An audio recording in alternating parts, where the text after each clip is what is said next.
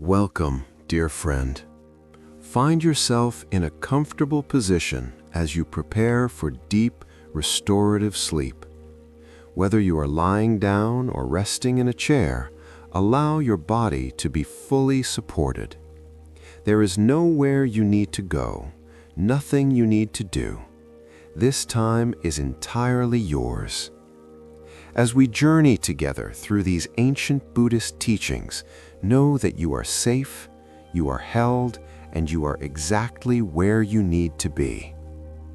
The Buddha taught that peace is not found in the external world, but within the quiet sanctuary of our own hearts. Tonight, we return home to that sanctuary. Take a gentle breath in through your nose and release it slowly through your mouth.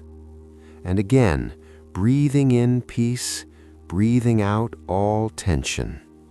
One more time, breathing in this present moment, breathing out everything that no longer serves you. The teachings we will explore tonight have brought peace to countless beings across thousands of years. They are not merely philosophical concepts, but living wisdom that transforms suffering into serenity, anxiety into acceptance, and restlessness into deep rest. Let your eyes gently close if they haven't already. Feel the weight of your body sinking into whatever supports you. Notice how the earth holds you completely, without judgment, without condition. You are held just as you are. Part 1. The Foundation of Letting Go. The Buddha's first noble truth teaches us that suffering exists. This is not a pessimistic view, but a compassionate acknowledgement of reality. Tonight, as you prepare for sleep, you need not deny any difficulty you may have experienced today. Instead, we practice the gentle art of letting go. Letting go does not mean pushing away or suppressing. It means releasing our tight grip on things we cannot control. Imagine your mind as an open hand rather than a clenched fist. In the open hand, thoughts and feelings can come and rest, and then naturally drift away, like clouds passing through a vast sky. What does it mean to let go? It means recognizing that you have done your best today. Whatever happened, however imperfect your actions or words may have been, you met each moment with the awareness you had available. This is enough. You are enough. The great Buddhist teacher Thich Nhat Hanh reminds us that we are not our mistakes, our worries, or our fears. We are the vast awareness that holds all of these experiences. Like the ocean holding waves, you are far greater than any single thought or emotion that moves through you. As you rest here now, bring to mind any burden you have been carrying. Perhaps it is a worry about tomorrow, a regret from the past, or a tension in a relationship. Simply acknowledge its presence. Say to yourself silently, "I see you. I acknowledge you." This simple recognition is the first step of letting go. The Buddha taught that clinging is the root of suffering. We cling to pleasant experiences, wanting them to last forever. We cling to our opinions, our identity, our plans for the future. But life is constant change, constant flow. When we cling, we create tension. When we release, we find peace. Imagine now that with each exhale, you are releasing one small burden. You don't need to name it or understand it. Simply feel the release. Breathing in, you gather awareness. Breathing out, you let go. Breathing in, you are present. Breathing out, you let go. There is a beautiful Buddhist practice called not clinging to views. This means that even our thoughts about who we are, what we should be doing or how things should be, even these can be held lightly. They are not ultimate truth. They are simply passing formations in the mind. What would it feel like to let go of needing to figure everything out right now? What would it feel like to trust that you don't need to solve every problem before you sleep?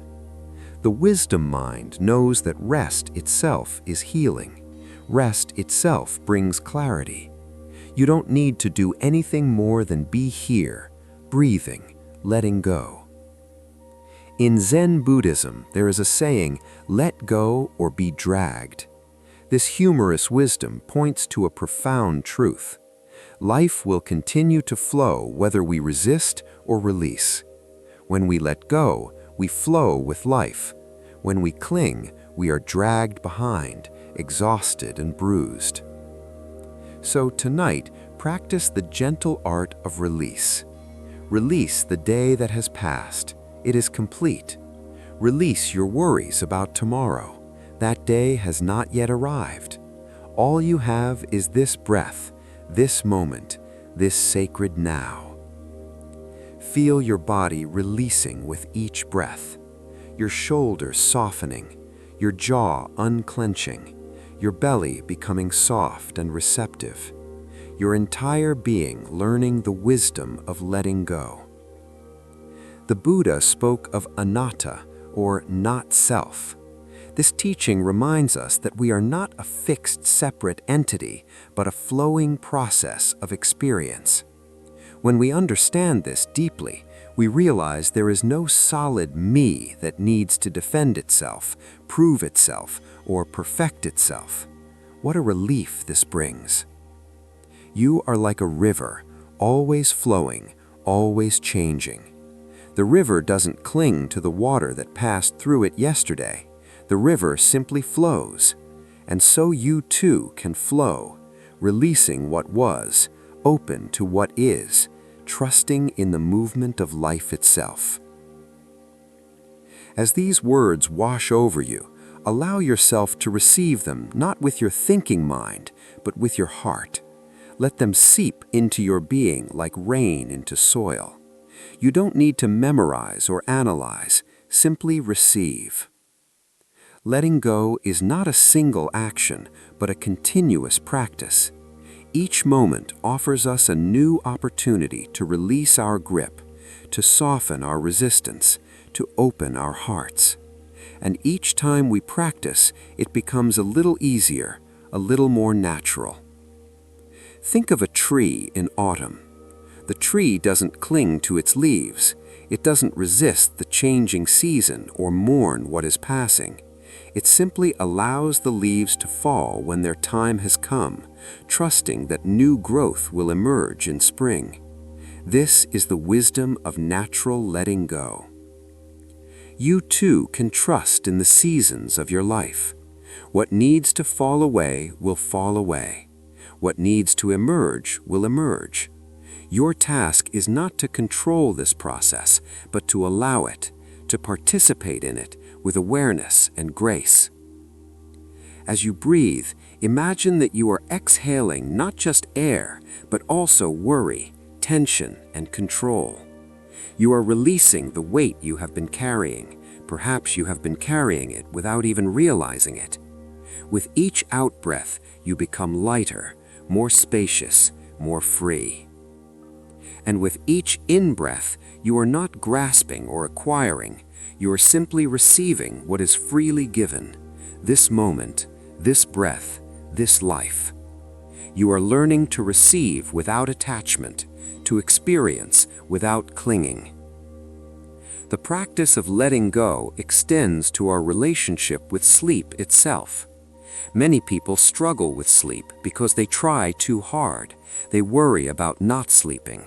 They watch the clock with anxiety. But sleep, like all of life, cannot be forced. It can only be allowed. So tonight, practice letting go of the need to fall asleep. Instead, simply be here, resting, breathing, allowing. If sleep comes, wonderful. If it doesn't come immediately, that's okay too. You are still resting, still giving your body and mind what they need. This attitude of allowing rather than forcing is at the heart of Buddhist practice. We create the conditions for wisdom, for peace, for awakening, and then we let go of the outcome. We trust in the process. You are creating the conditions for deep rest right now. You are lying down, you are breathing consciously, you are releasing tension, you are listening to these teachings. This is enough. The rest will unfold naturally. Letting go also means releasing our judgments of ourselves. Perhaps you've been critical of yourself today, noticing your flaws, your mistakes, your imperfections. Can you let go of this harsh inner voice? Can you meet yourself with kindness instead? Part 2. The practice of mindful awareness. Mindfulness, dear one, is the heart of Buddhist practice. It is the gentle, non-judgmental awareness of the present moment. As you rest here, you are practicing mindfulness simply by noticing your experience without trying to change it. The Buddha taught that mindfulness is the path to the deathless. What does this mean for your sleep tonight? It means that when you are fully present, you touch something eternal, something beyond the limited story of me and my problems. You touch the timeless peace that is always here, waiting beneath the surface of our busy thoughts. Bring your awareness to your breath now, not changing it, simply noticing it. The cool air as it enters your nostrils, the gentle rise of your chest or belly, the warm air as you exhale, the natural pause between breaths. This simple awareness is profound practice. Your breath has been with you since the moment you were born. It will be with you until your last moment. It is your most faithful companion. And unlike your thoughts, your breath is always in the present moment. When you rest your awareness on your breath, you come home to now. Notice how each breath is slightly different. No two breaths are exactly the same, just as no two moments in life are identical. This is the teaching of impermanence, anicca. Everything changes, everything flows. When we resist this truth, we suffer. When we embrace it, we find freedom. Your worries about tomorrow are thoughts about a future that doesn't exist yet. Your regrets about the past are thoughts about a time that no longer exists. But your breath is here, now, real and alive. When you feel overwhelmed, return to your breath. It is your anchor in the storm of thoughts. The practice of mindfulness teaches us that we are not our thoughts. Thoughts arise like bubbles in water, exist for a moment, and dissolve back into emptiness. You are the awareness that observes the thoughts, not the thoughts themselves. This distinction is the key to inner freedom. Imagine your mind as a vast sky. Thoughts are like clouds passing through. Some clouds are dark and heavy, like worry or fear. Some are light and pleasant, like happy memories or hopeful plans. But you are not the clouds. You are the sky itself, spacious, unchanging, always pure. When a difficult thought arises, you need not fight it or feel bad about yourself. Simply notice, there is a thought about tomorrow's meeting, or there is a worried thought about my health. Name it gently and let it pass. You don't have to believe every thought that arises. The Buddhist teacher Ajahn Chah used to say something that brings freedom to many. When you see it's a snake in the road, you let it pass. You don't pick it up and carry it with you. In the same way, when you recognize a thought as just a thought, you can let it pass without making it into a problem. Right now, bring your awareness to the sounds around you. Perhaps there is silence. Perhaps there are distant sounds of traffic, or the hum of a fan, or the quiet settling of your home.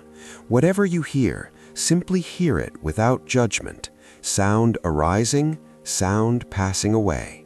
Nothing to do about it, just this moment of hearing. This practice of pure awareness without adding stories or judgments is called bare attention in Buddhist psychology. It is incredibly healing. When we stop labeling everything as good or bad, when we stop creating stories about what everything means, we discover a natural peace that was always here. Now bring awareness to the sensations in your body. Perhaps there is warmth or coolness. Perhaps there is tingling or heaviness. Perhaps there are areas of comfort or discomfort. Whatever is present, simply notice it with kind attention. Your body is not a problem to be solved. It is your home, deserving of gentle awareness. The body holds so much wisdom. When we are stressed, the body tenses. When we are peaceful, the body softens. By bringing mindful awareness to the body, we develop a direct relationship with our inner state. We begin to notice tension before it becomes pain, agitation before it becomes anxiety. Scan slowly through your body now, offering each part gentle attention. Your feet, so faithful, carrying you through your day. Your legs, strong and supportive. Your belly, soft and receptive. Your chest, home to your heartbeat. Your shoulders, which may have been carrying tension. Your neck, your face, your head. As you bring awareness to each part, imagine that you are saying thank you. Thank you to your body for all it does, often without your conscious awareness. Your heart has been beating all day. Your lungs have been breathing. Your body has been working tirelessly to maintain your life. How remarkable! The practice of gratitude is deeply woven into Buddhist teachings. When we cultivate grateful awareness, we shift from a mind of lack to a mind of abundance. We begin to notice all the gifts that are already here, the gift of breath, of awareness, of this moment of peace. What can you feel grateful for right now in this very moment? Perhaps the softness of your pillow. Perhaps the safety of your shelter. Perhaps simply the fact that you are alive, aware, capable of experiencing this moment. Gratitude doesn't deny difficulty, it simply remembers to notice what is good. The Buddha taught the practice of metta, or loving kindness. As you rest here, you can offer this loving kindness to yourself. Silently repeat these phrases. May I be safe. May I be peaceful. May I be healthy. May I rest deeply. Feel these wishes radiating through your entire being. This is not selfish or indulgent. Just as you cannot pour from an empty cup, you cannot offer genuine kindness to others if you're depleted and harsh with yourself. Self-compassion is the foundation of compassion for all beings. Notice if there is any resistance to offering yourself kindness, perhaps a voice that says, "I don't deserve it," or "This is silly." Simply notice that resistance with gentle awareness. That too is just a thought, just a passing cloud. Beneath it, your basic worthiness shines like the sun behind clouds. You are worthy of peace simply because you exist. You don't have to earn it through achievement or perfection. Your worthiness is inherent, like the worthiness of a flower or a mountain or a stream. You belong to this universe, and the universe has a place for you exactly as you are. As your body continues to relax, as your breath continues its gentle rhythm, you are practicing the deepest form of mindfulness, simply being. Not being anything in particular, not achieving or becoming, just being. This is enough. You are enough. Mindfulness is sometimes described as remembering to be present, remembering to return to this breath when the mind wanders, remembering that this moment is actually all we ever have. The past is memory, The future is imagination. Only now is real. And what a relief this is. You don't have to solve the past. You don't have to perfect the future. You simply have to be here, now, breathing, aware. This is the only moment that requires your attention, and you are already doing it. The wandering mind is not a failure of mindfulness. In fact, noticing that your mind has wandered is mindfulness itself.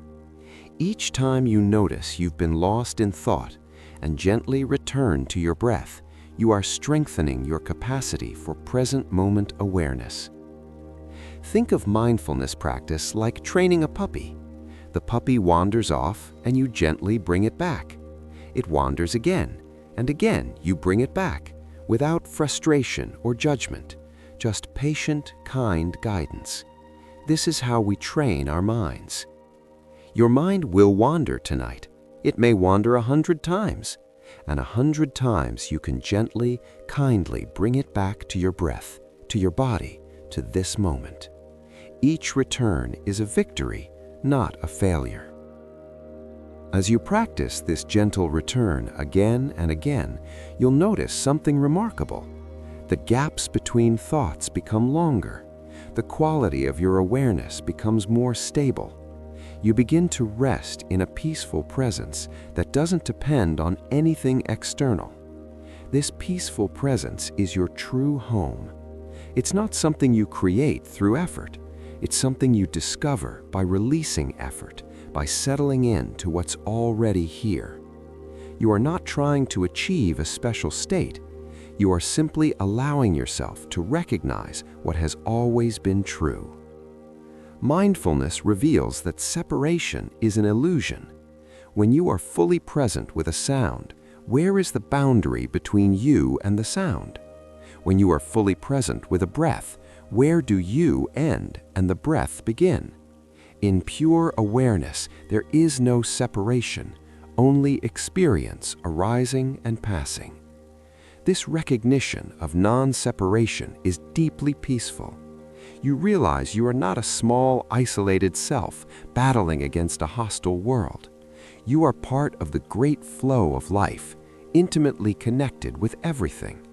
The air you breathe connects you with trees. The atoms in your body connect you with stars. As you rest in mindful awareness, you can feel this connection. You are breathing the same air that has been breathed by countless beings. You are made of the same elements that form planets and galaxies. You are a wave in the infinite ocean of being. This doesn't make you less individual or special. Rather, it reveals your individuality is held within something vast and sacred. You are both a unique expression and part of the whole, like a note in a symphony, distinct yet inseparable from the music. Allow yourself to sink into this recognition. You are not alone. You have never been alone. You are always held, always part of the great web of life. This knowing brings a peace that goes deeper than any circumstance, deeper than any thought or emotion. Mindfulness practiced at bedtime has a special quality. You are practicing at the threshold between waking and sleeping, between doing and being, between ego consciousness and something deeper. This is a sacred time, a liminal space rich with possibility. As you hover in this threshold, you might notice that the boundary between waking and sleeping is not as clear as you thought. Thoughts begin to drift into dreamlike imagery. Your sense of control softens. You are releasing into something mysterious and unknown. This releasing is a kind of dying, a daily practice of letting go of conscious control, of surrendering into the unknown. When you can do this with trust rather than fear, you are practicing for the ultimate letting go that awaits us all. Sleep becomes a teacher of surrender. Notice how naturally your body knows how to sleep. You don't have to make it happen. You don't have to control the process. You simply create the conditions, lying down, closing your eyes, and releasing into rest, and your body's innate wisdom takes over. This is mindfulness without the mindful one. There's no separate self trying to be mindful. There's simply awareness, present and alive, noticing what arises and passes. This is the deepest mindfulness, where even the meditator dissolves into meditation itself. As thoughts continue to slow and soften, as your body settles more deeply into rest, you might experience moments of pure presence. No thoughts, no concerns, just aware space. Don't grasp at these moments. Let them come and go naturally, like everything else. The Buddha described enlightenment as the end of suffering, but we can taste this freedom in small moments, right here, right now. Each moment of mindful presence is a moment of freedom. Each breath that we meet with full awareness is a breath of liberation. You don't have to wait for some future awakening. You can wake up to this moment, right now, this breath, this sensation, this sound. This is it. This is the only moment you'll ever have. Make it sacred by giving it your full, kind attention. And even that instruction can be held lightly. You don't have to be perfectly mindful. You don't have to achieve anything. Simply by resting here, simply by allowing these words to wash over you, simply by breathing, you are honoring the practice of presence. Mindfulness ultimately points to what cannot be spoken, the mystery of pure being, the wonder of existence itself. Why is there something rather than nothing? How is it that you are here, aware, alive? These questions have no answers, only the profound response of this moment's presence. Rest in that mystery. Rest in the not knowing. Rest in the simple miracle of being here, breathing, aware. This is the deepest mindfulness, presence so complete that it needs nothing, seeks nothing, simply is. Part 3. The Wisdom of Impermanence. One of the Buddha's most profound teachings is the truth of impermanence, anicca. Everything changes, nothing remains the same. This teaching, when deeply understood, brings tremendous freedom and peace. Why does understanding impermanence bring peace? Because so much of our suffering comes from wanting things to be different than they are, or from wanting pleasant experiences to last forever, or from fearing that difficult times will never end. When we truly understand that all things change, we can relax into the flow of life. The day you just experienced is now complete. It has passed into memory. The person you were yesterday is not exactly the person you are today. Countless cells in your body have died and been replaced. Thoughts you had yesterday may not be the thoughts you have now. You are not a fixed thing, but a flowing river of experience. This might sound unsettling at first, but consider the freedom it brings. The mistakes you made today, they are already in the past, already changing, already becoming part of the flow. The difficult emotions you felt, they arose, existed for a time, and are already transforming. Nothing is permanent, including your suffering. Right now, bring to mind something difficult from today, perhaps a moment of frustration, worry, or sadness. Notice that even as you recall it, it is not the same as when you first experienced it.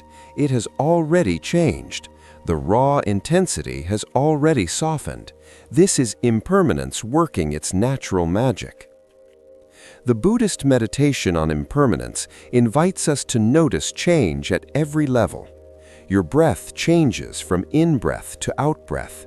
Sounds arise and dissolve. Sensations in your body shift and flow. Even your thoughts are in constant flux, one thought replacing another in an endless stream. When you observe this constant change with steady awareness, something remarkable happens.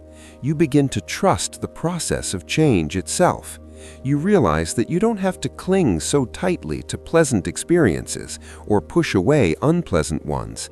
Everything is already in motion, already transforming. There is a famous Buddhist story about a woman named Kisa Gotami who came to the Buddha consumed with grief over the death of her child. The Buddha asked her to bring him a mustard seed from a house that had never known death. She went from house to house and found that every family had lost someone. Through this, she understood that death and loss are universal experiences, part of the nature of impermanence. While this story speaks of death, its wisdom applies to all forms of loss and change. You are not alone in experiencing difficulty. Every human being faces change, loss, and uncertainty. This shared experience of impermanence connects you to all of humanity. You are part of the great web of life, subject to the same natural laws as every other being. Understanding impermanence also helps us appreciate the present moment. If you knew that you would never experience this exact moment again, and indeed you won't, how would you meet it? Perhaps with more gentleness, more awareness, more appreciation for the simple miracle of being alive. This very moment, as you rest here, is unique. It will never come again. The particular quality of darkness or light in your room, the specific rhythm of your breath, the exact constellation of thoughts and feelings present now, all of this is completely unrepeatable. How precious this moment becomes when we truly see its impermanent nature. The teaching of impermanence is not meant to make us sad or anxious. Rather, it invites us to hold everything more lightly, with an open hand rather than a grasped fist. When we hold lightly, we can enjoy what is present without the desperate fear of loss that makes us suffer. Think of how you might hold a butterfly. If you grasp it tightly, you crush it. If you hold your hand open, it may rest there for a moment, and you can appreciate its beauty. When it flies away, you can smile, knowing that its nature is to move, to change, to be free. This is how we can learn to hold all our experiences. Your job, your relationships, your health, your emotions, all of these are like the butterfly. They are here now, but they are not permanent. They will change. When we accept this truth, we can love and appreciate what is present without the desperate fear of loss that makes us suffer. As you prepare for sleep, reflect on how impermanence serves you. The difficulties of today are already passing. The tiredness in your body will transform into rest and renewal during sleep. The swirling thoughts in your mind will settle. Morning will come, bringing new possibilities. Change is your ally, not your enemy. There is a beautiful Zen saying, "The obstacle is the path." What appears to be blocking your peace might actually be your teacher. The restless thoughts that seem to prevent sleep are actually showing you where you're still clinging, still resisting the flow of change. When you can observe them with acceptance, they lose their power to disturb you. Practice now releasing into the flow of change. With each out-breath, imagine releasing your grip on how things should be. With each in-breath, imagine accepting what is. Breathing out, letting go. Breathing in, opening to this moment exactly as it is.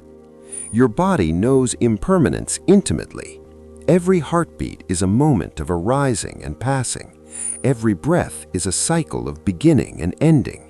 Your body is constantly dying and being reborn at the cellular level. You can trust this process. Your body has been managing change since the moment you were conceived. As you sink deeper into relaxation, allow yourself to dissolve a bit. You don't have to hold yourself together so tightly. You don't have to maintain such firm boundaries between yourself and the world. Like salt dissolving in water, you can let yourself merge with the peace of this moment. The Buddha taught that our sense of being a separate self is one of the greatest causes of suffering. When we soften this sense of separation, when we recognize our deep interconnectedness with all of life, we find a peace that doesn't depend on external circumstances. We find the peace of belonging to something vast and eternal. You belong to the earth. You belong to the cosmos. The atoms in your body were forged in the hearts of stars billions of years ago. The oxygen you breathe was created by ancient forests. The water in your body has flowed through countless beings. You are not separate from nature. You are nature in human form. When you understand this deeply, you realize that you cannot truly lose anything because you were never truly separate from anything. Death itself is revealed as simply transformation, one form changing into another form, energy flowing into new patterns.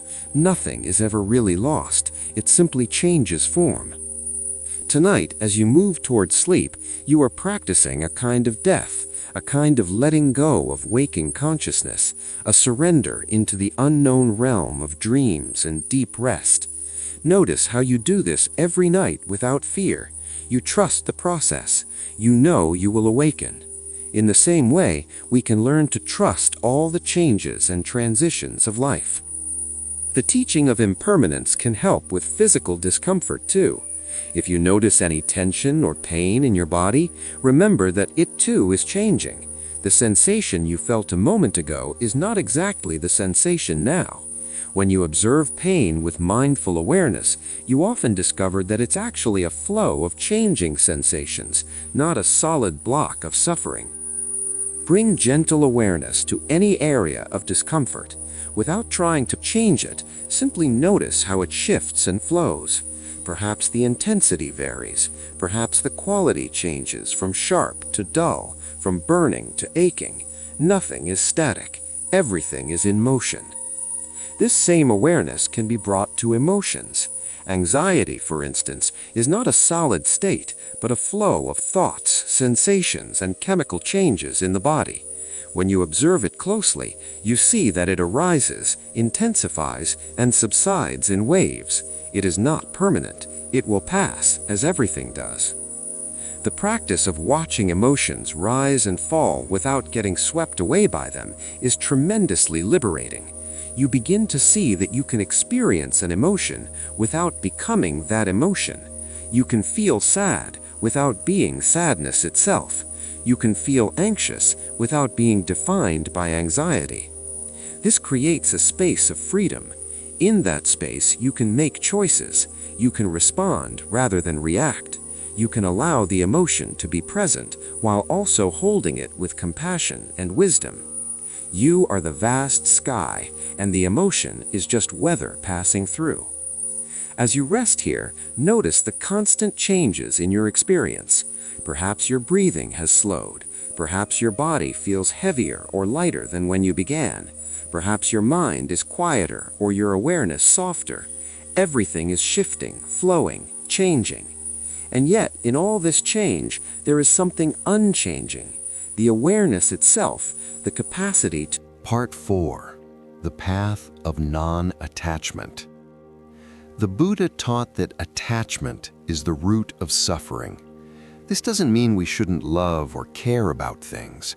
Rather, it means we can love without clinging, care without controlling, engage with life without desperately grasping at outcomes.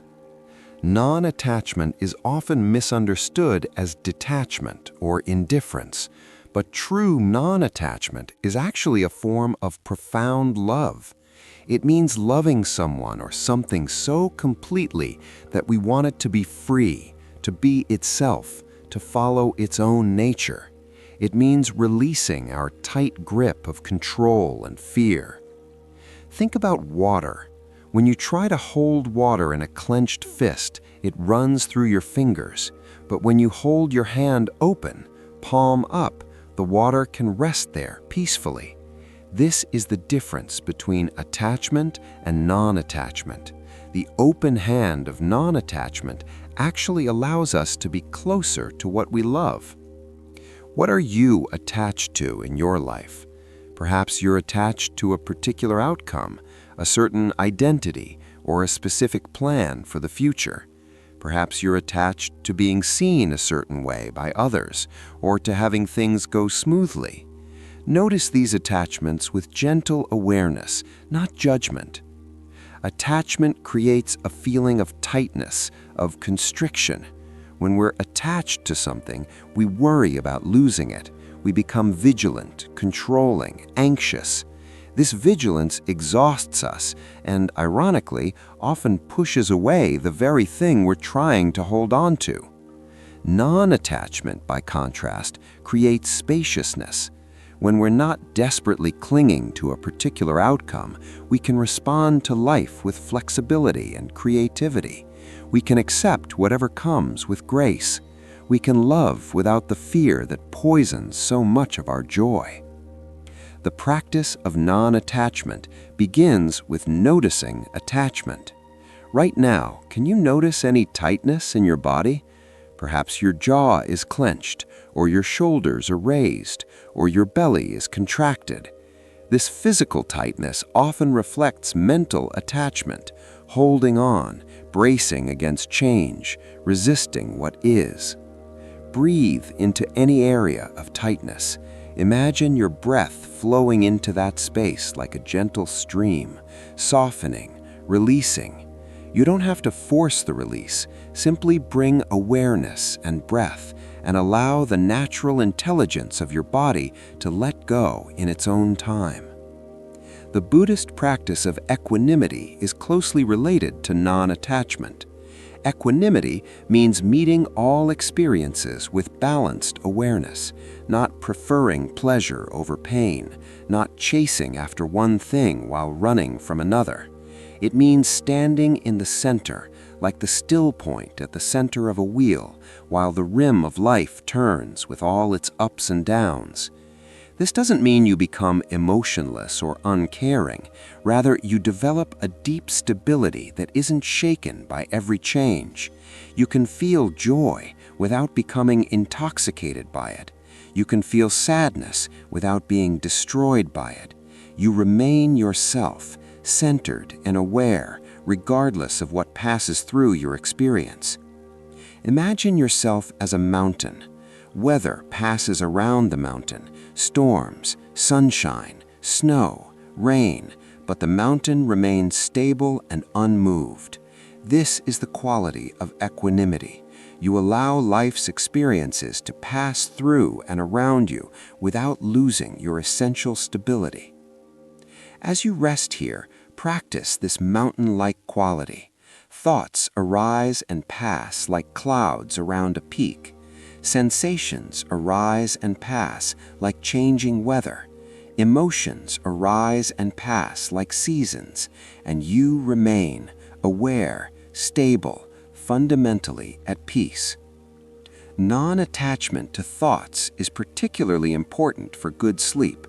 So many people lie awake, attached to their thoughts, believing they must solve every problem right now, replay every conversation, plan every detail of tomorrow. But thoughts are just thoughts. You don't have to attach to them or believe them. When a thought arises, you can simply note it, thinking, and then gently return your attention to your breath or the sensations of your body.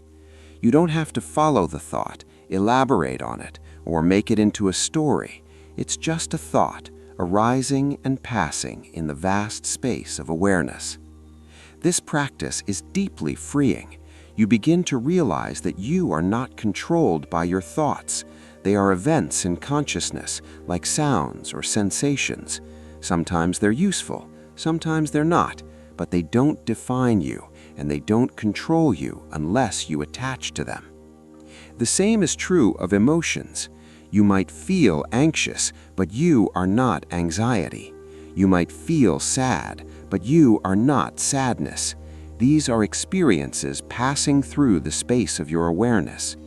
When you practice non-attachment to emotions, they can arise, exist for a time, and naturally dissolve without becoming problems. There's a beautiful teaching in Tibetan Buddhism about emotions as self-liberating. This means that if you don't attach to an emotion, don't resist it or feed it with stories, it will naturally dissolve on its own. Like a wave arising from the ocean and falling back into the ocean, emotions are temporary movements in the consciousness of ocean. Right now, check in with your emotional state. What's present? Perhaps contentment, perhaps restlessness, perhaps a subtle anxiety about falling asleep, perhaps peace. Whatever is present, simply acknowledge it without trying to change it. Ah, this is what's here now. This simple acknowledgement without attachment is profoundly healing. The practice of non-attachment also applies to your ideas about yourself. Who you think you are is actually a collection of thoughts, memories, and stories, but these too are impermanent and not ultimately real. When you can hold your self-concept lightly, you discover a freedom that's always been here, beneath the layers of identity. You are not just your job, your relationships, your achievements, or your failures. You are not just your past or your hopes for the future. You are the aware presence that witnesses all of these things. This aware presence is what you truly are, and it is already free, already peaceful, already whole. As you continue to relax, practice releasing your attachment to being anyone in particular. For these moments of rest, you don't have to maintain any identity. You don't have to be successful or spiritual or good. You can simply be this breathing, aware presence, undefined and free. This is the deep rest that comes from non-attachment, the rest of not having to prove anything, defend anything, or become anything, just being, just resting, just allowing this moment to be exactly as it is. Non-attachment to outcomes is another powerful practice. We often exhaust ourselves trying to control results, trying to make things turn out a certain way, but so much is beyond our control. When we can do our best and then release attachment to how things turn out, we find tremendous peace. This doesn't mean we don't care about outcomes or that we become passive. It means we act with intention and integrity, and then we trust the process. We plant seeds with care, we water them, and then we allow them to grow in their own time and their own way. We cannot force the flower to bloom. As you prepare for sleep, practice this release of outcomes. You cannot force yourself to fall asleep. You can only create the conditions, lying down, breathing, relaxing, and then allow sleep to come naturally. When you stop trying so hard, when you release attachment to the outcome of sleep, sleep often comes more easily. The Buddhist tradition speaks of preferences versus attachments. It's natural to have preferences. You might prefer comfort over discomfort, pleasure over pain, success over failure. This is human and not a problem. Attachment is when you believe you need your preference to be fulfilled in order to be okay. With preference, you can say, I would enjoy this outcome and I'll work toward it, but I'll be okay either way. With attachment, you say, I must have this outcome or I cannot be happy. One creates suffering, the other allows peace. Notice the difference in your own experience. When you want something but can hold it lightly, there's an ease, a spaciousness. When you're desperately attached to an outcome, there's tightness, anxiety, fear. This bodily felt sense can help you recognize attachment. Right now, scan your body for any areas of holding or tightness. These might be physical expressions of mental attachment. Can you breathe into these areas? Can you soften around them? Not to make them go away, but to hold them with more space, more kindness. As you breathe and soften, you might notice that the attachment itself begins to loosen. This is not because you're forcing it to release, but because you're creating the conditions for natural release. Light shines on what was held in darkness. Awareness softens what was rigid. The practice of non-attachment is really a practice of trust. Trust that you will be okay regardless of outcomes. Trust that life is unfolding as it needs to. Trust that you don't have to control everything to be safe. This trust is not blind or naive. It's based on repeated experience of surviving difficulties and finding inner resources you didn't know you had. You have been through difficult times before, and you have survived. You have faced uncertainty before, and you have navigated it. You have lost things you thought you needed, and you discovered you could still find peace. This history is evidence of your resilience, your capacity to meet life as it is. As you rest here, can you trust that you are held by the earth beneath you, held by the mystery of existence itself, held by your own resilient, wise heart? You don't have to figure everything out. You don't have to grip so tightly. You can let go and trust. Non-attachment doesn't mean we stop loving. In fact, it allows us to love more deeply, more freely. When we're not clutching at the people we love out of fear of losing them, we can appreciate them more fully. We can be present with them, rather than lost in worry about the future. Think of someone you love. Can you hold them in your heart right now with an open hand? Can you love them fully while also releasing any need to control them, possess them, or have them be different than they are? This is the love that comes from non-attachment, spacious, generous, free. This same quality can be extended to yourself. Can you love yourself with non-attachment? Can you appreciate who you are without needing to be perfect, without needing to meet certain standards, without the grasping quality of self-improvement that never finds satisfaction? You are already worthy. You are already whole. Yes, you will continue to grow and learn and change. This is the nature of life. But your basic okayness is not dependent on this growth. You are acceptable now, as you are, in this very moment. As sleep draws nearer, feel how non-attachment creates space for rest. When you're not gripping, not striving, not desperately wanting things to be different, there's room to simply be. In that space of simple being, rest becomes possible. Let your whole body soften with this understanding. Let your mind release its grip on the day that's past and the day yet to come. Let your heart open to this moment, just as it is, with all its imperfection and all its beauty.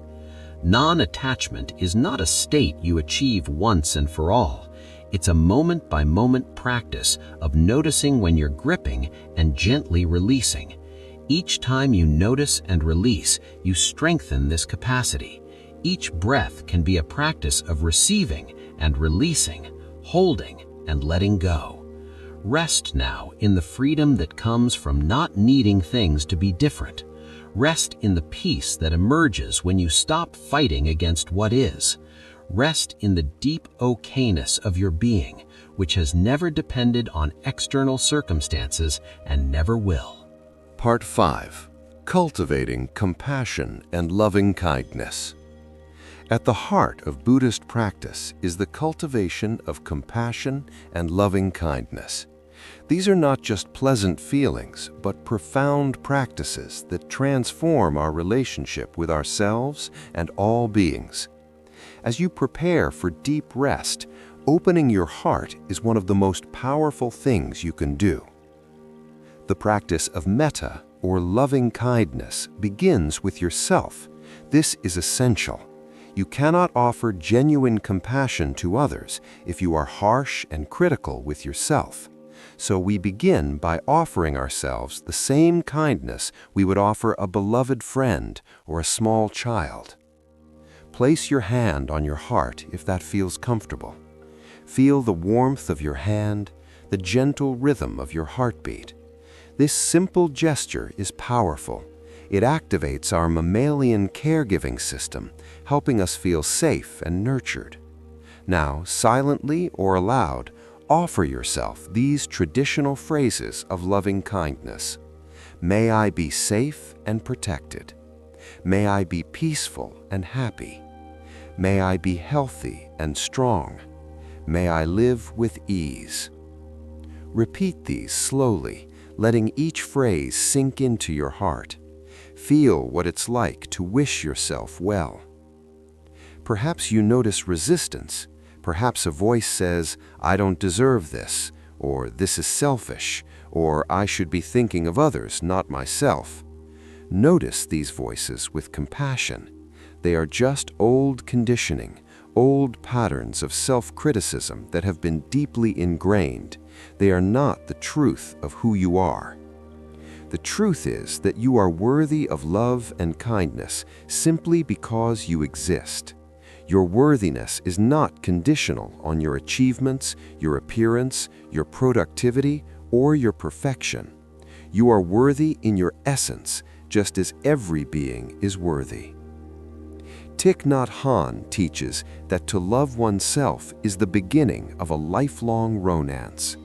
When you befriend yourself, when you become your own ally rather than your own harshest critic, everything changes. You have more energy, more creativity, more capacity to meet life's challenges with grace. Continue breathing gently, and with each breath, imagine breathing in kindness and breathing out self-judgment. Breathing in acceptance, breathing out shame. Breathing in love, breathing out fear. Your breath becomes a vehicle for this transformation. Now expand the circle of loving kindness to include someone you love. Bring to mind someone who makes you smile, someone for whom your affection flows easily. Picture them in your mind's eye and offer them these wishes. May you be safe and protected. May you be peaceful and happy. May you be healthy and strong. May you live with ease. Feel how natural it is to wish well for someone you love. Notice the warmth in your heart, the openness. This is your natural capacity for love. It's always here, waiting to be accessed. It doesn't depend on external circumstances. It's an intrinsic quality of your being. Now expand further to include a neutral person, someone you see regularly but don't have strong feelings about. Perhaps the person who delivers your mail, or a colleague you don't know well, or someone you passed on the street today. Recognize their humanity. They too wish to be happy and free from suffering. Offer them the same wishes. May you be safe. May you be peaceful. May you be healthy. May you live with ease. This practice helps us recognize that all beings share the same basic desires: to be happy, to be safe, to be free from suffering. When we see this common ground, our sense of separation begins to dissolve. We recognize our shared humanity. For those ready, you can even extend loving kindness to a difficult person in your life. This doesn't mean condoning harmful behavior. It means recognizing that even difficult people are suffering, and that their suffering is often what causes them to act in harmful ways. Can you wish for their suffering to ease? May you be free from suffering. May you find peace. This practice is not for the difficult person. They're not even present. It's for you, to help release the burden of hatred and resentment that only hurts yourself. As the Buddha taught, holding on to anger is like grasping a hot coal with the intent of throwing it at someone else. You are the one who gets burned. When you send loving kindness to someone who has hurt you, you're not saying their actions were okay.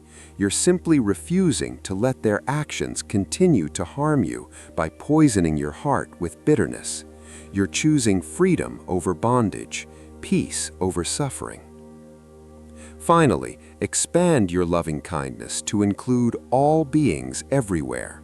Imagine your heart radiating kindness in all directions, to the north, south, east, and west, above and below. All beings in all realms, all creatures great and small, all humans and animals and even insects. May all beings be safe, peaceful, healthy, and at ease. This boundless loving kindness is the natural state of an awakened heart. When we're not caught in fear and separation, our heart naturally wishes for all beings to be well. We recognize our deep interconnection with all of life. When one being suffers, we all suffer. When one being finds peace, we all benefit. Compassion is loving kindness in the face of suffering. Compassion says, "I see your pain and I care." It's the natural response when we allow ourselves to be touched by the suffering of others without turning away or becoming overwhelmed. You can offer yourself compassion for any suffering you're experiencing. Perhaps you've been stressed, anxious, overwhelmed, or in physical pain. Place your hand on your heart again and acknowledge your suffering. This is a moment of suffering. This is difficult. Then offer yourself kindness. May I be kind to myself in this moment. May I give myself the compassion I need. This practice, developed by researcher Kristin Neff based on Buddhist principles, is called self-compassion. Research shows it's one of the most powerful practices for mental health and emotional well-being. When we meet our own pain with kindness rather than criticism, we activate our soothing and caregiving system, helping ourselves feel safe and supported. Think of how you would respond to a good friend who was suffering. You would probably speak kindly, offer comfort, perhaps remind them that they're not alone. Can you offer yourself that same quality of care? You deserve your own compassion as much as anyone else does. The Buddha taught that we should be a friend to ourselves.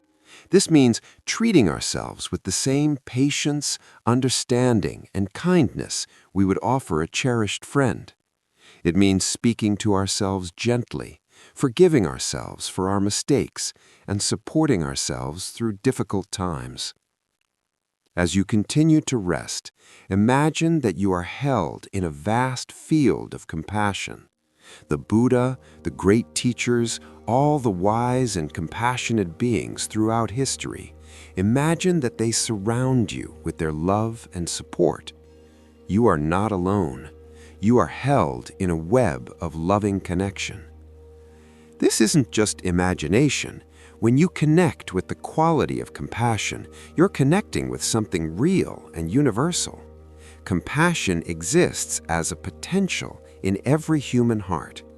When you access it, you're joining a lineage of compassion that stretches back through time and extends throughout the world. Let this compassion soothe you like a healing balm. Let it soften the hard edges of self-judgment. Let it ease the ache of loneliness or alienation. You belong to this universe. You are loved, whether you feel it or not, whether you believe it or not. Your existence matters. Compassion includes compassion for our imperfections. You don't have to be perfect to be lovable.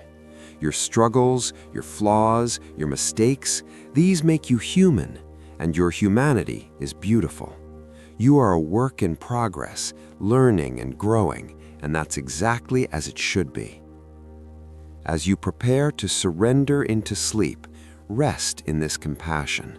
Know that even as you sleep, you are held in the vast embrace of being.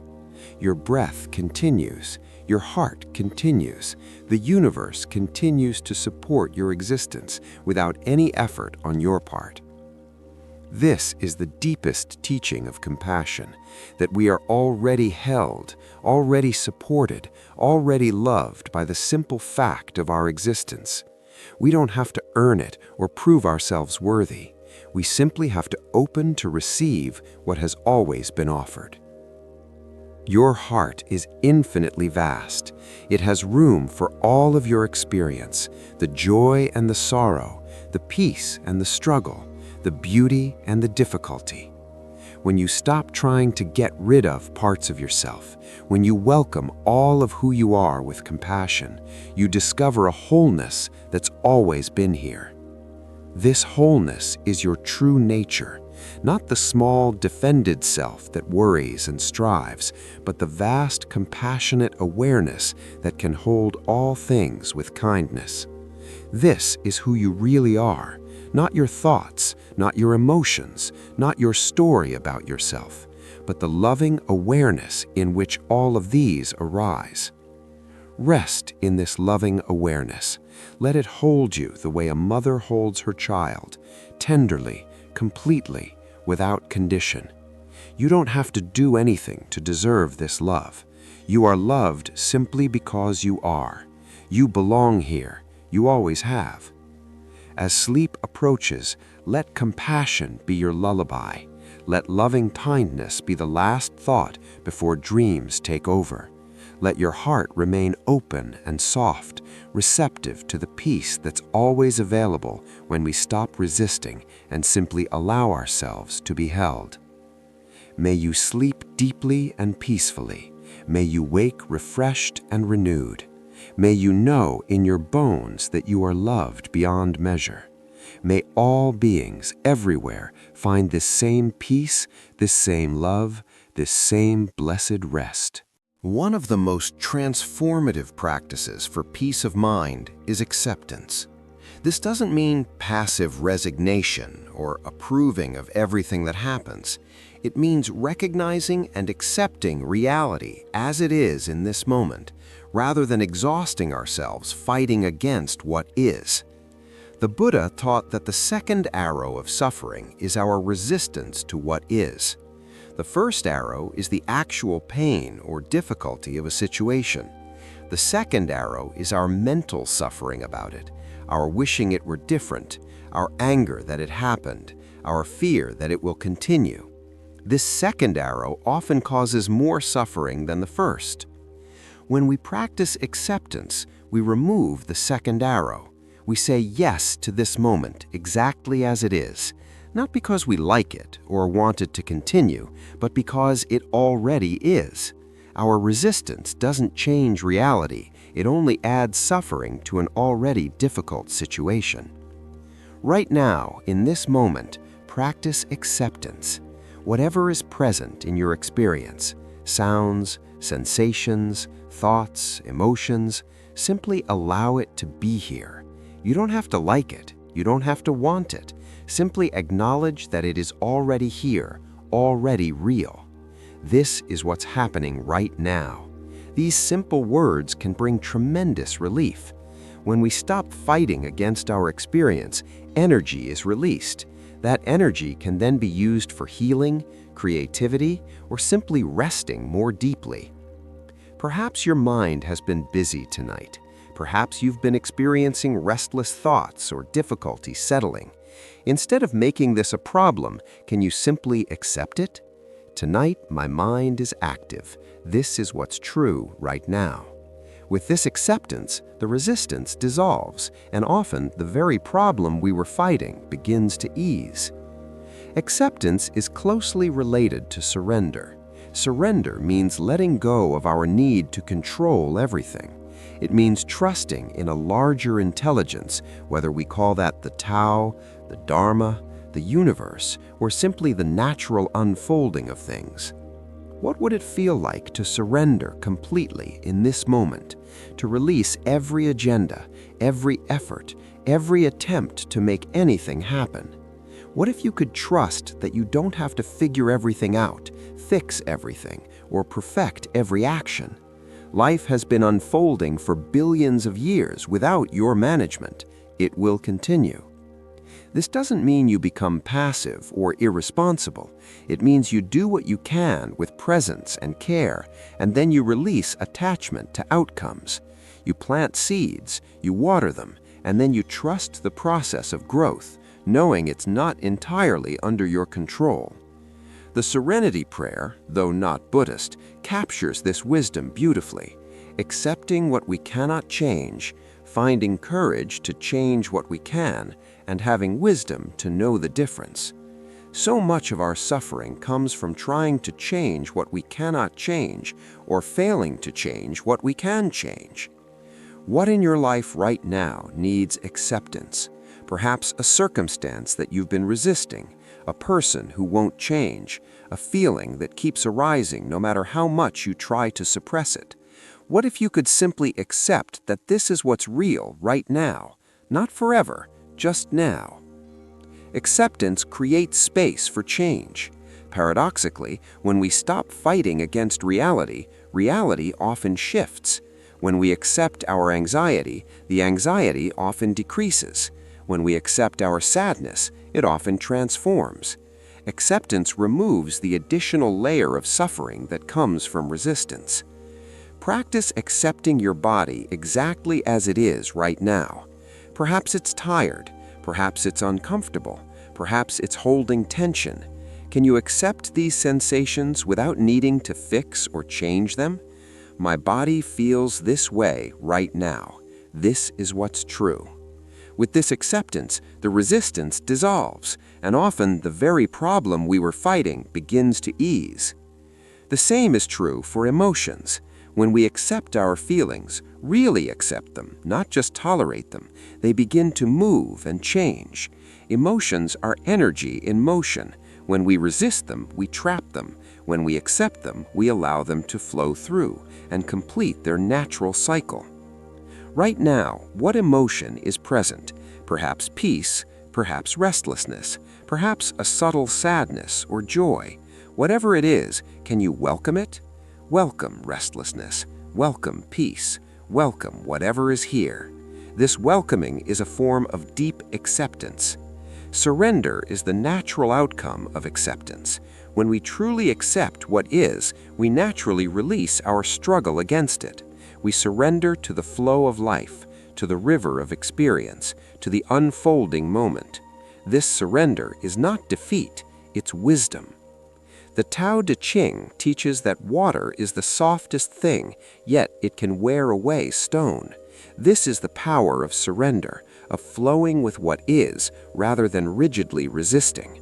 When we surrender, we become like water, soft yet powerful, yielding yet persistent, humble yet transformative.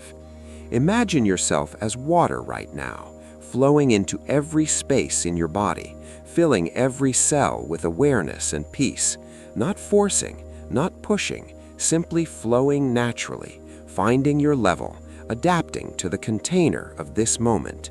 This is the quality of surrender. Surrender to this breath. You don't have to make it happen. Your body knows how to breathe. You don't have to manage it or perfect it. Simply surrender to the natural rhythm, the ancient wisdom of breath that has sustained life for billions of years. Surrender to gravity. Let your body be completely held by the earth. You don't have to hold yourself up. You can release all effort and let yourself be supported. Feel how the earth receives you completely, asking nothing in return, simply holding you with unwavering support. Surrender to time. You don't have to stop it or slow it down. You don't have to rush toward tomorrow or cling to yesterday. You can simply allow yourself to be carried by time like a leaf on a river, trusting that you will arrive exactly where you need to be. This surrender is not giving up, it's giving in to the wisdom that is larger than your small, worried mind. It's giving in to the intelligence that makes your heart beat and flowers bloom and planets spin. It's trusting that you are part of something vast and benevolent. As you practice surrender, notice what arises. Perhaps fear. If I surrender, I'll lose control. But what control do you really have? You cannot control your heartbeat, your digestion, the weather, other people's actions, or even your next thought. The sense of control is largely an illusion. What you can control is your response to what arises. You can choose awareness over reactivity. You can choose kindness over harshness. You can choose acceptance over resistance. This is your true power, not controlling circumstances, but choosing how you meet them. As you practice, surrender deepens as you realize how little control you actually have and how much energy you waste trying to control the uncontrollable. When you release this futile struggle, vast amounts of energy become available for healing, creativity, and simply enjoying life. Right now, practice the ultimate surrender. Surrender to this moment exactly as it is. Not waiting for it to be better, not wishing it were different, simply allowing it to be what it already is. This moment is the only one you'll ever have.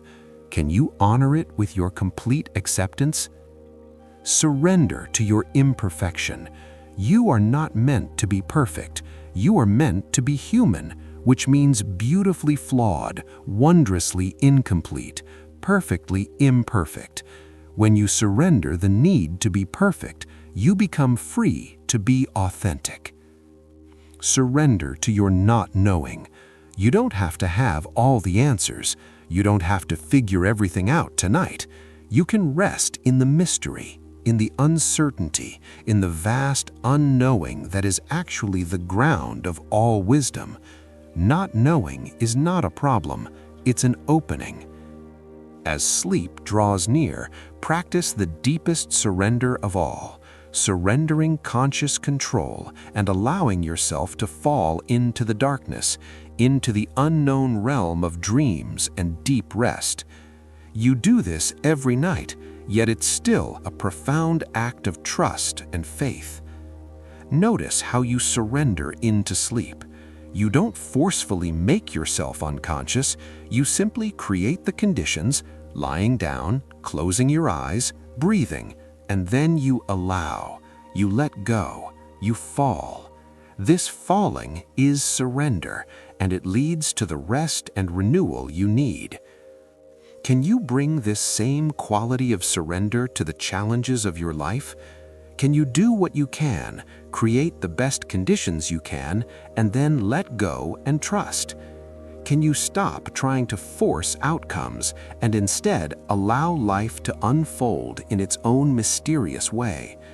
Surrender is the gateway to grace. When we surrender our illusion of control, we open to a larger intelligence that can work through us. We become channels for something greater than our small selves.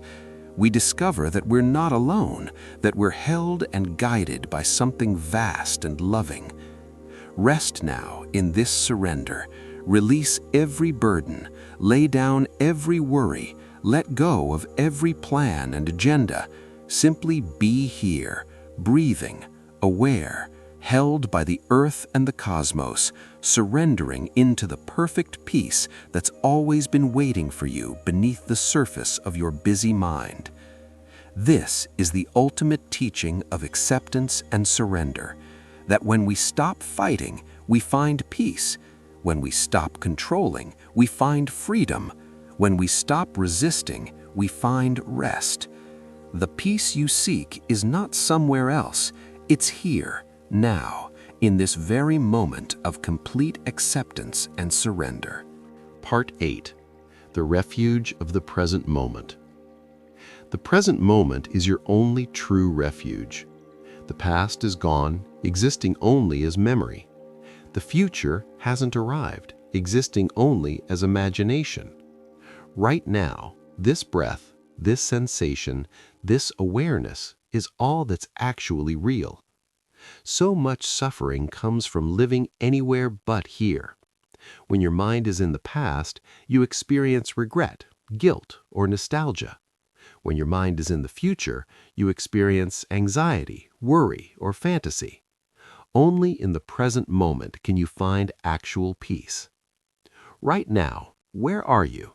Not where was your mind just now, not where will it go next, but right now, where are you?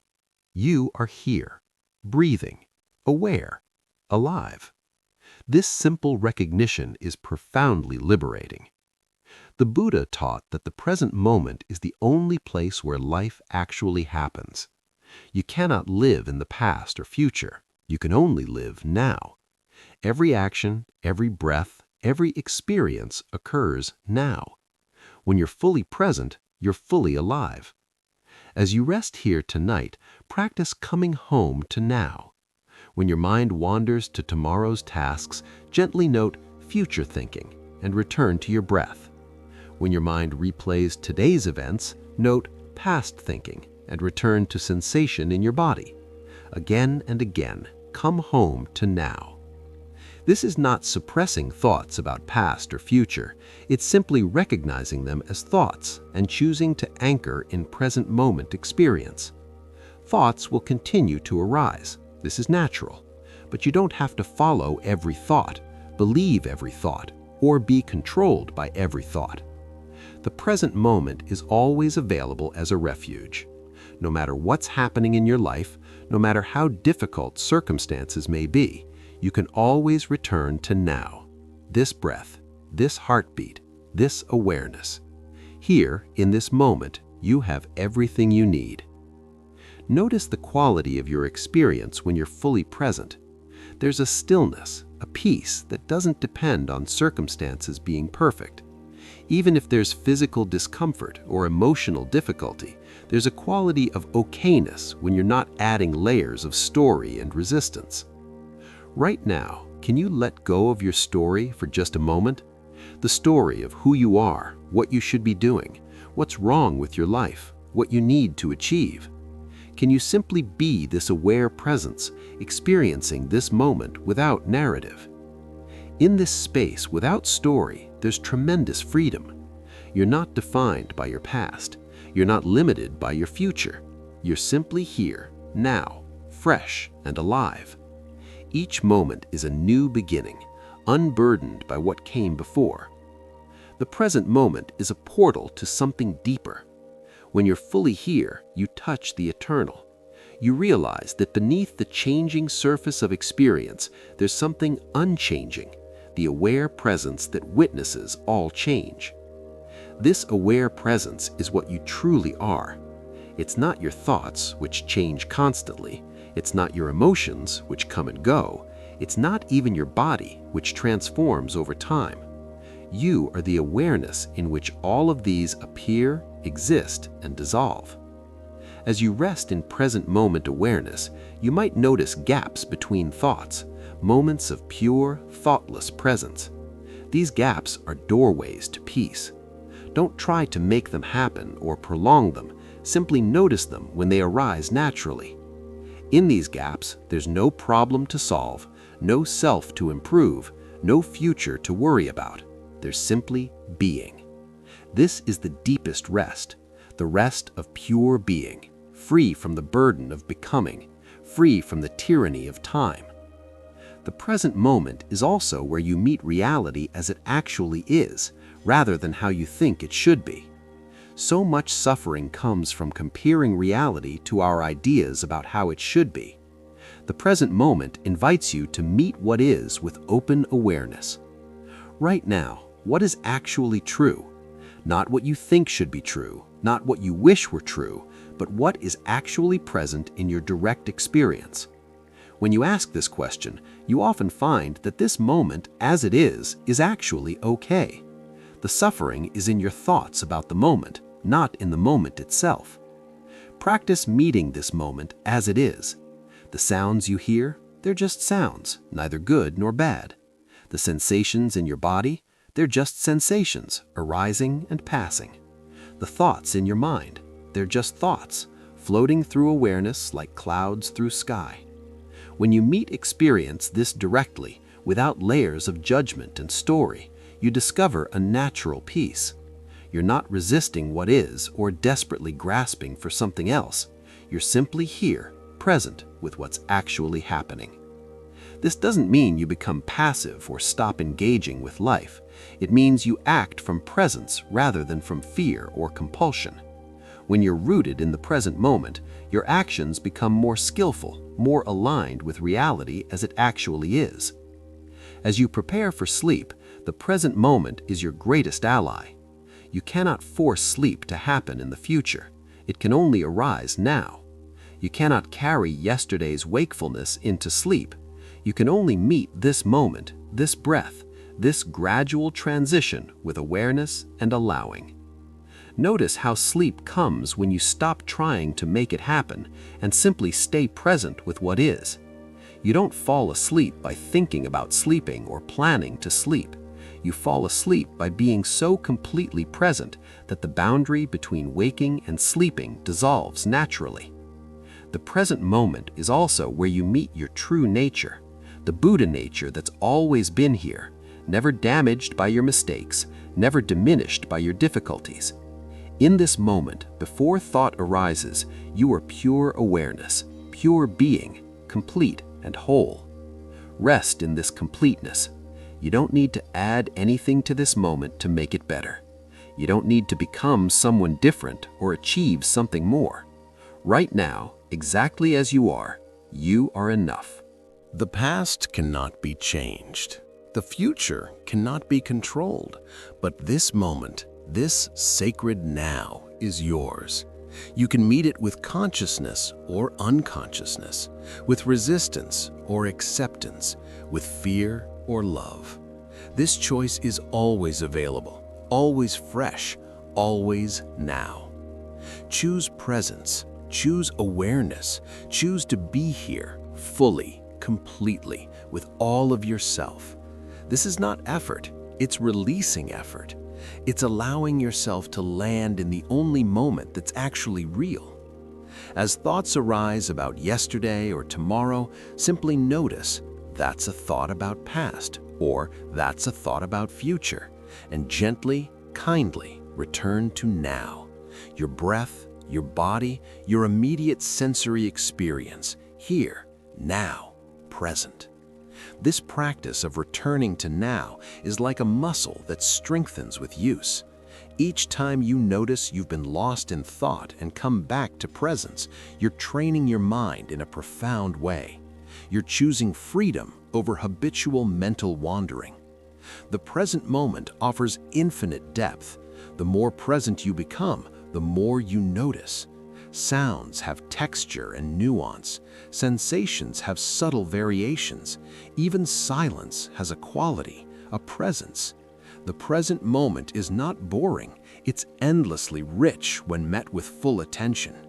But you don't have to strain to notice everything. Simply allow your awareness to be naturally receptive, like a still pond reflecting the moon. Effortless attention, relaxed presence. Just being here, now, without agenda. As sleep draws closer, your experience of the present moment may become dreamlike, fluid, less defined. This is natural. You're transitioning between states of consciousness. Stay present with this transition. Notice the gradual softening, the gentle letting go. The present moment is your constant companion, your faithful friend, your eternal home. No matter where you go or what you experience, now is always with you. You can always take refuge here. Rest now in this refuge. Let the present moment hold you completely. Past and future dissolve into the timeless now. Here there is only breath, only being, only this perfect, complete moment of pure awareness. You are home. Part 9. Embracing the Noble Silence. In Buddhist tradition, there is something called noble silence, a quality of quietness that's not merely absence of sound, but presence of deep peace.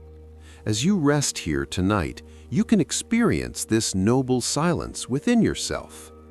Noble silence is not just about external quietness, it's about the quiet mind, the settled heart, the peaceful spirit. It's the silence that emerges when you stop arguing with reality, stop narrating every experience, stop filling every gap with mental noise. Right now, can you allow a moment of inner silence? Not forcing your thoughts to stop, that would create tension. Simply allowing a gap, a pause, a space between the constant flow of mental commentary. In that gap, there's peace. The Buddha often taught in silence. When asked certain questions, he would simply remain quiet, because some truths cannot be expressed in words. They can only be experienced in the silence beyond words, beyond concepts, beyond the thinking mind. You can access this wisdom right now. Beneath your thoughts, beneath your emotions, beneath all the activity of mind, there's a deep silence. It's always been there. It's the background against which all experience appears. You are invited to sink into this silence. This silence is not empty or dead. It's alive, vibrant, pregnant with potential. It's the silence from which all sound emerges and into which all sound returns. It's the silence of pure being, of consciousness itself, aware and present, but without content. As you become quiet, you might notice sounds that were there all along but you weren't hearing.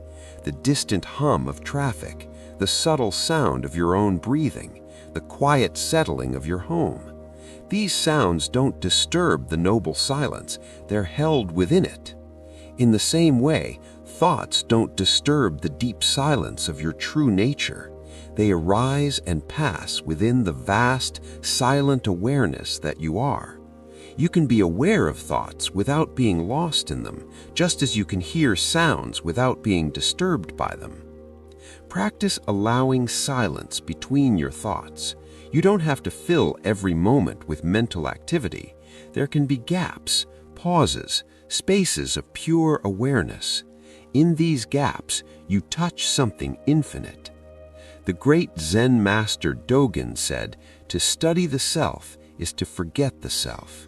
In noble silence, there's a forgetting of the small, chattering self and a remembering of the vast, silent awareness that you truly are. This silence is healing. The constant mental activity exhausts us. The endless inner dialogue drains our energy. When we allow silence, we allow rest at the deepest level. The mind can finally stop trying so hard, planning so much, worrying so constantly. You might notice resistance to silence. The mind is habituated to constant activity and may feel uncomfortable with stillness. It might create thoughts just to fill the void. This is normal. Simply notice this tendency with gentle awareness.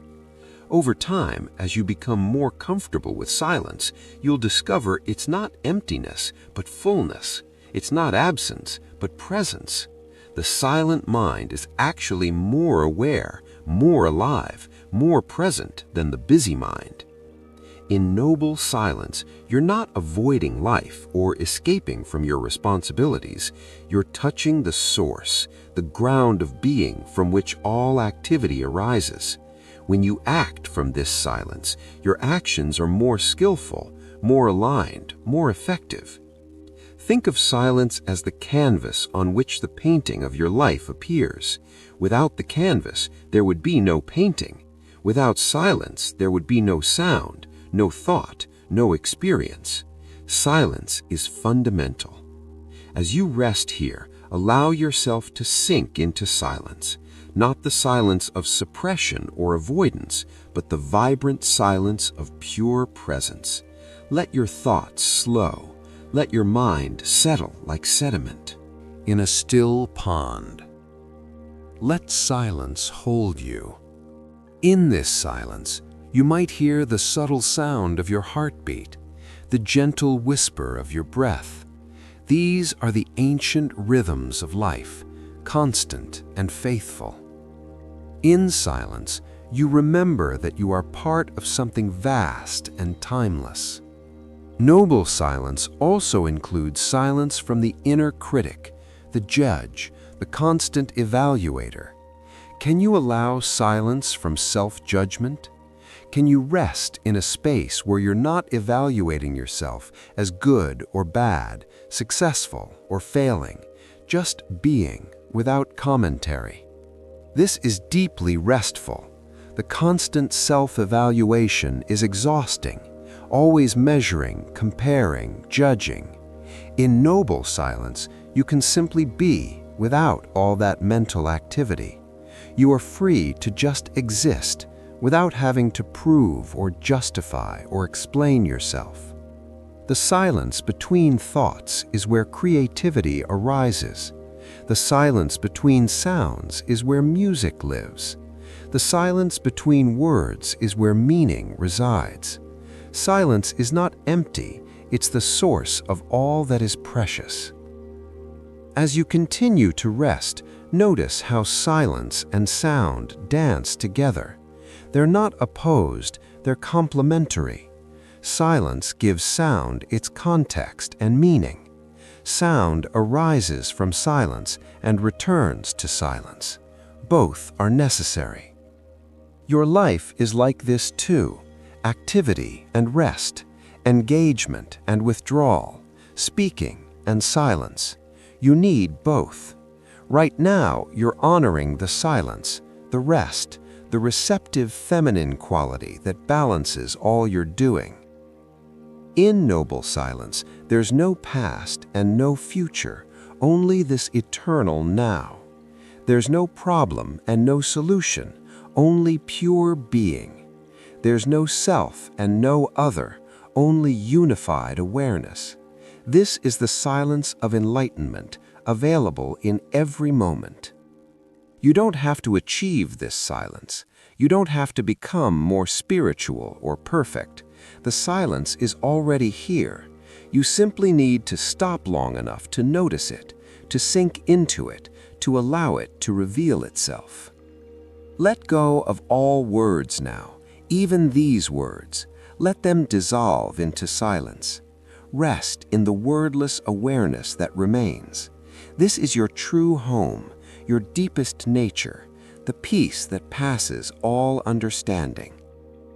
Silence, stillness, peace, here, now, always.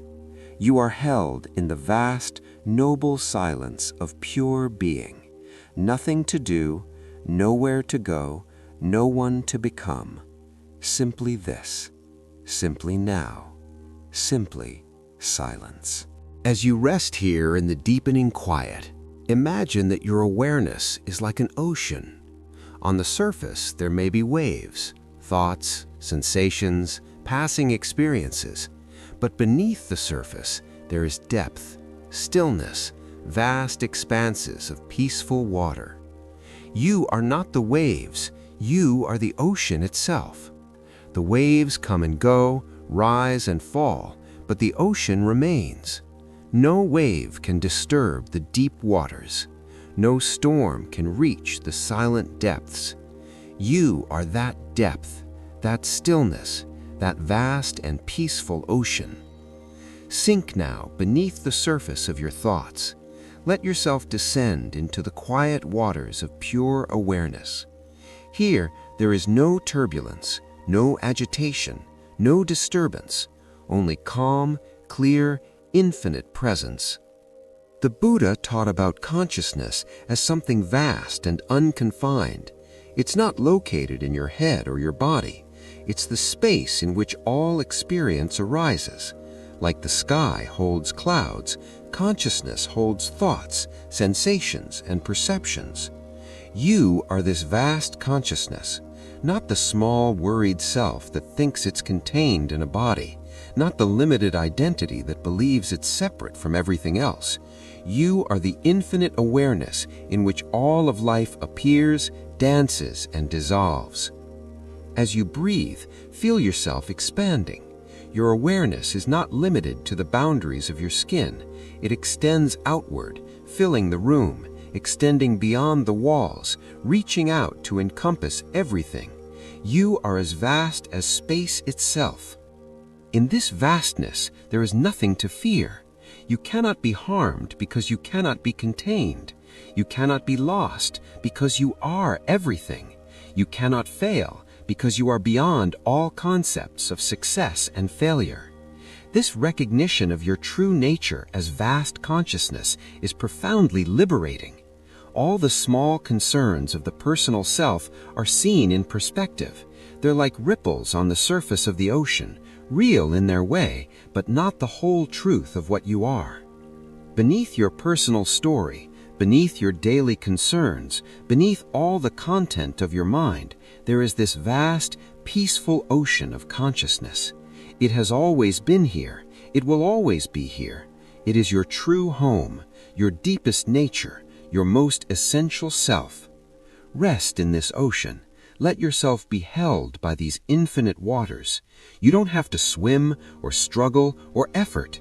You can simply float, buoyant and supported, carried by the gentle currents of awareness itself. The ocean of consciousness is always at peace.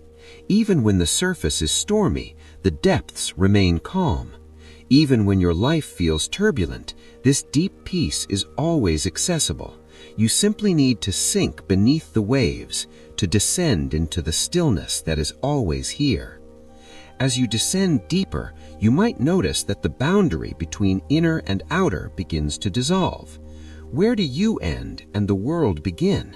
In deep awareness, there is no clear boundary. There is simply experience, arising and passing, held in the vast space of consciousness. This dissolution of boundaries is not frightening when you understand it. It's actually what you've been seeking all along, the end of separation, the experience of unity, the recognition that you are not isolated, but intimately connected with all of life. The ocean connects all shores. In the same way, consciousness connects all beings. When you touch this deep awareness, you touch something universal, something that every conscious being shares. You are not alone. You have never been alone. Feel this connection now.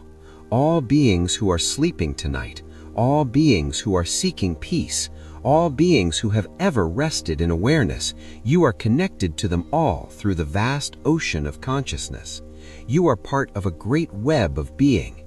This connection is not abstract or theoretical. It's real and immediate. The consciousness that looks through your eyes is the same consciousness that looks through all eyes.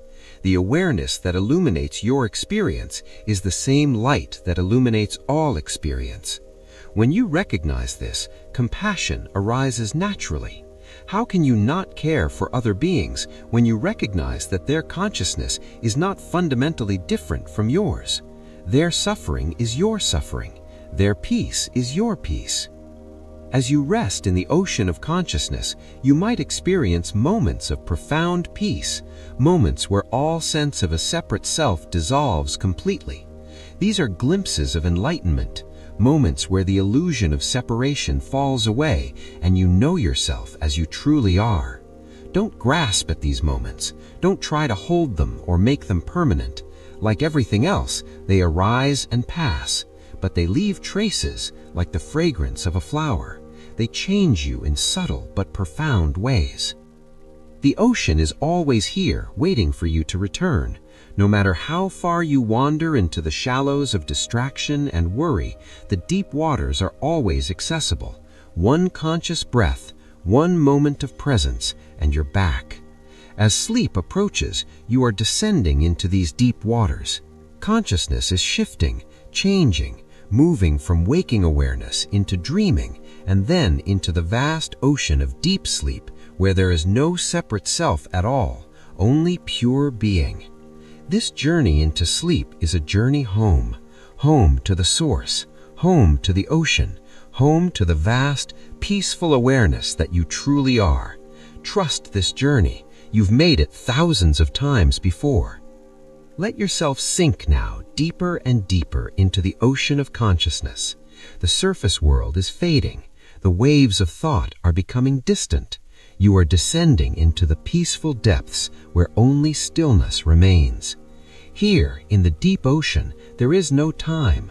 Past and future dissolve into the eternal now. There is no space.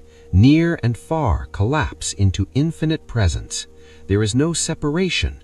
All boundaries dissolve into unity. This is your true nature, not the small wave of personal identity, but the vast ocean of pure consciousness. Rest here, abide here, know yourself as you truly are, infinite, eternal, peaceful, whole. The ocean of consciousness holds all things with perfect equanimity. It doesn't prefer one wave over another. It doesn't resist storms or cling to calm. It simply is, vast and accepting, holding all things with infinite patience and love. You can be like this ocean. You can hold your own experience with the same vast acceptance. Whatever arises in your life, whatever waves appear on the surface, you can remain rooted in the deep peace that is your true nature. As you dissolve into sleep, you dissolve into this ocean. The separate self, with all its concerns and identities, is released. What remains is pure consciousness, vast and peaceful, holding the possibility of all dreams, all experiences, all of life. Rest in this ocean. Be the ocean. You are the vast, infinite, peaceful consciousness in which all of life appears. This is your true home. This is who you truly are. Ocean of peace, ocean of love, ocean of infinite being. Sleep now, held by these infinite waters, cradled in the depths of consciousness itself. You are safe. You are home. You are the ocean, eternally at peace. Part 12. The Sacred Darkness. We live in a world that values light and fears darkness. But in Buddhist teaching, darkness is not the opposite of light. It's the womb of creation, the fertile void from which all things emerge. As you prepare for sleep, you are invited to embrace the sacred darkness. Darkness is not emptiness, it's fullness, pregnant with potential, rich with possibility. In the darkness of the womb, life is formed. In the darkness of the soil, seeds germinate. In the darkness of sleep, you are renewed and restored. Allow your eyes to rest in the darkness behind your closed lids. This darkness is soothing, healing, restorative. It asks nothing of you. It simply holds you in its gentle embrace. The darkness of sleep is like the darkness of deep meditation. In Zen, there is a practice called sitting in the dark cave. This means resting in the unknown, in the space before thought, in the fertile void where the thinking mind cannot go. You are entering this dark cave now, not a place of fear, but a sanctuary of rest. Here you are hidden from the demands of the world. Here you are held in the womb of being, where nothing is required of you except to simply be. In the sacred darkness, you can let down all your defenses. You don't have to maintain your persona, your identity, your story of who you are. In the darkness, all of that can fall away. You can return to your original nature before you learned to be anyone in particular. Darkness teaches us about the unknown. We fear the unknown, yet we live in it constantly. The future is unknown. The next moment is unknown. Even the depths of our own consciousness are largely unknown. When we learn to rest in the unknown, we find a profound peace. Right now, you don't know what will happen in your sleep.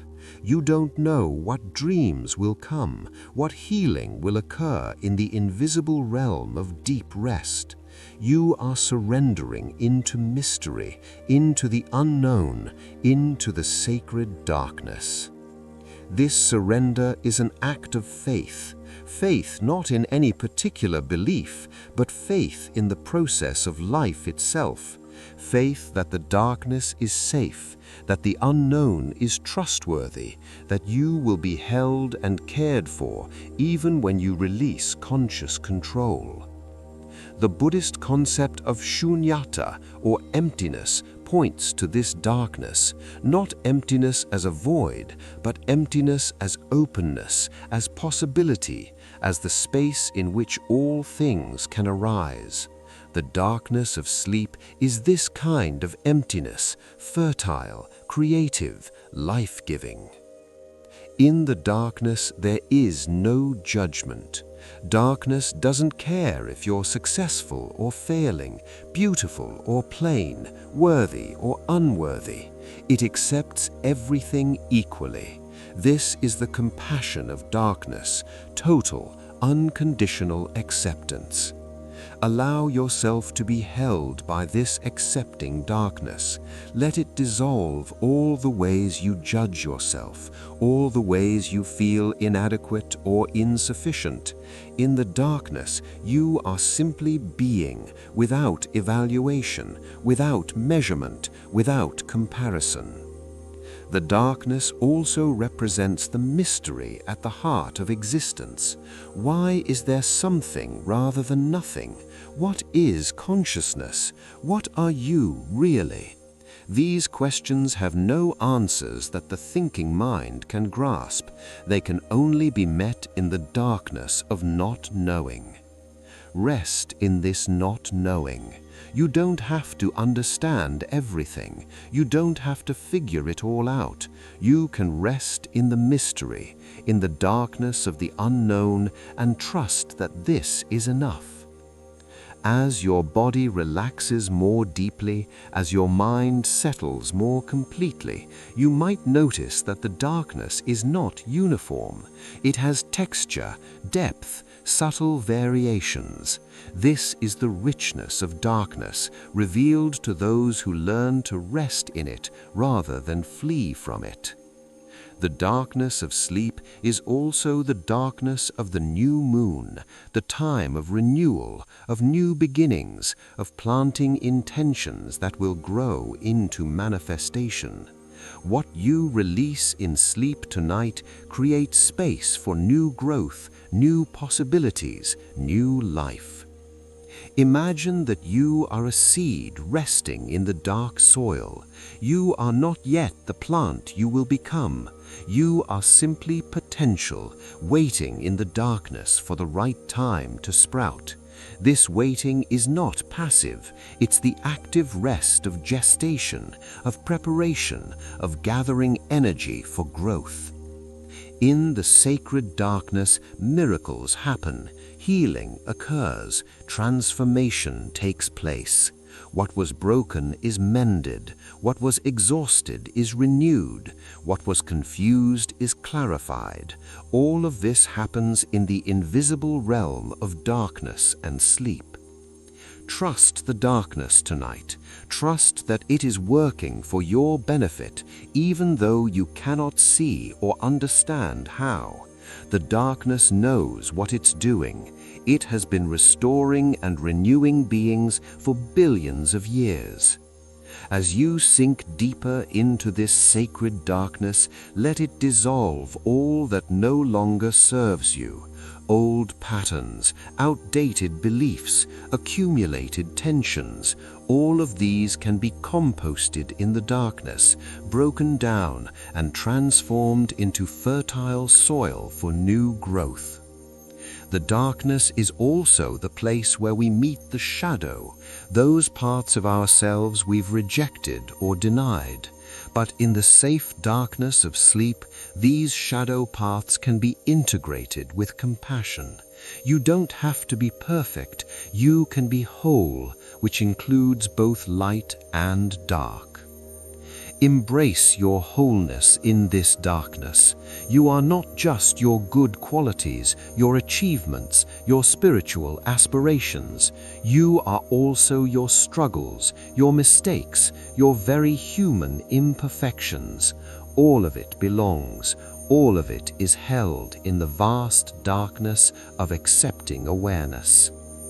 The sacred darkness is ultimately the darkness of the Absolute, the unnameable source from which all things emerge and to which all things return. It's the darkness of the Tao, the void of Buddhist emptiness, the mystery at the heart of all spiritual traditions. You are returning to this source now. With each breath, you are coming home to the darkness, to the mystery, to the infinite unknown from which you arose and which has never ceased holding you. Let the darkness embrace you completely.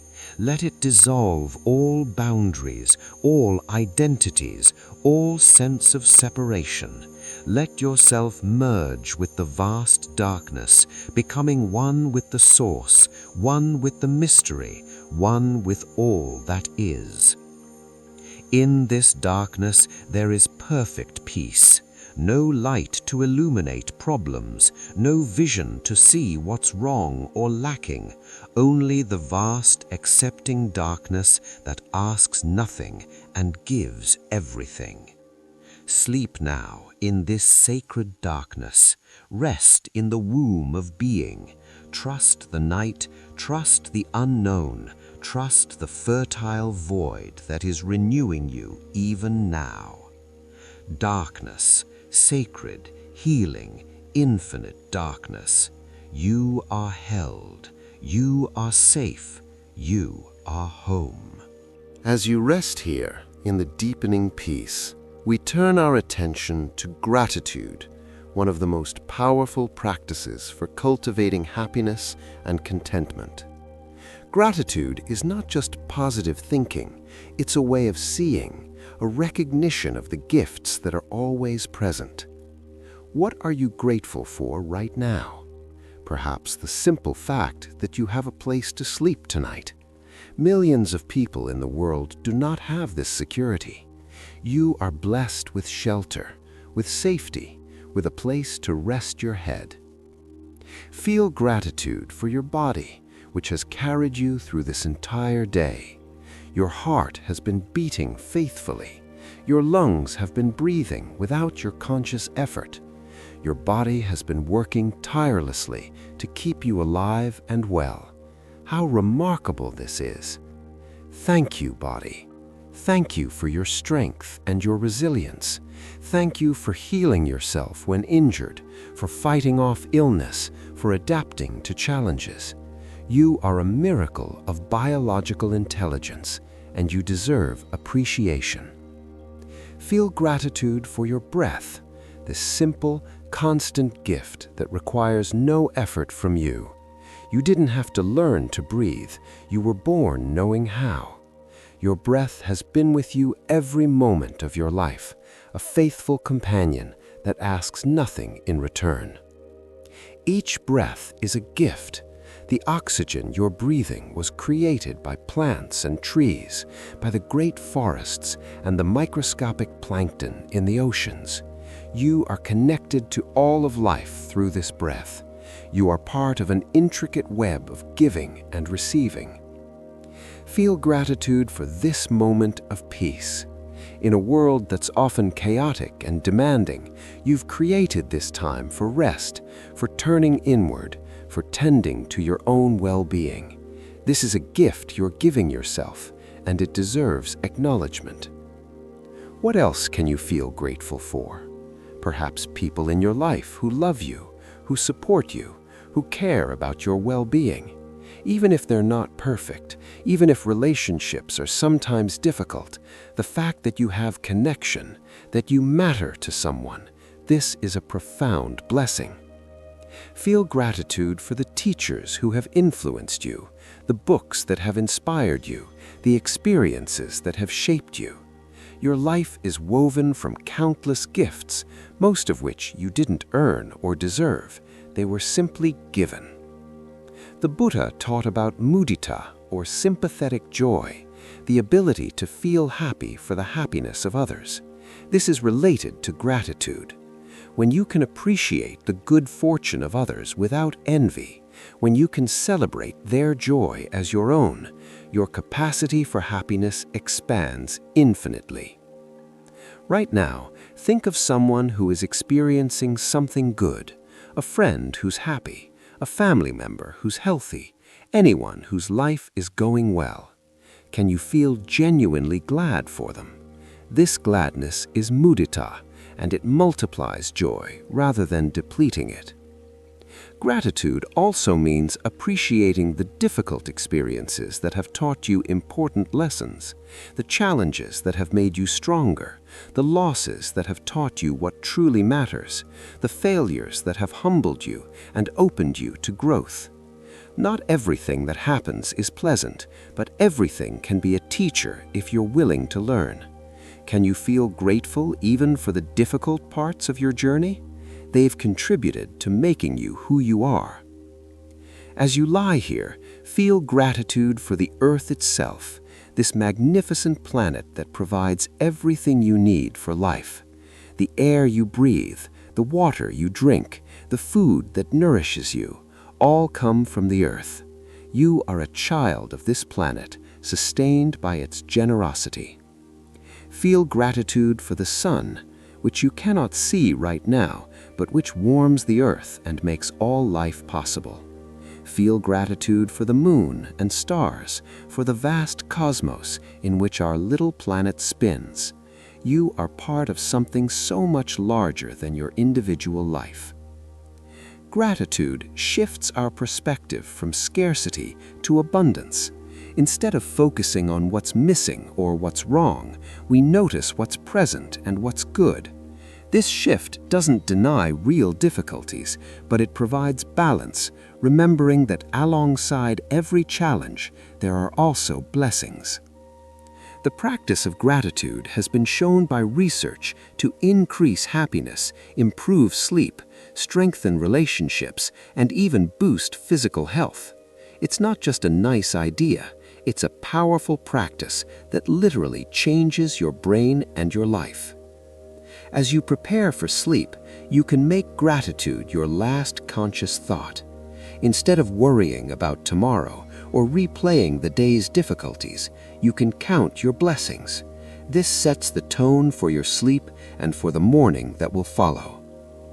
Feel gratitude for this practice itself, for these teachings, for your own willingness to take time for inner peace. You're here because some part of you knows that peace is possible, that rest is available, that you deserve care and kindness. Gratitude naturally gives rise to generosity. When you feel how blessed you are, you naturally want to share that blessing with others. This generous heart is one of the most beautiful qualities a human being can cultivate. Tomorrow, you might find opportunities to express gratitude, thanking someone who helped you, appreciating a small kindness, acknowledging the good in your life. But for now, simply feel gratitude silently, letting it warm your heart and soften your whole being. Imagine gratitude as a warm golden light in your heart center. With each breath, this light expands, filling your chest, your whole body, radiating outward. You become a beacon of gratitude, acknowledging the countless gifts you've received. This grateful heart is deeply attractive. It draws more goodness to you, not in a magical way, but because gratitude makes you more aware of what's already good, more appreciative of simple pleasures, more open to receiving what life offers.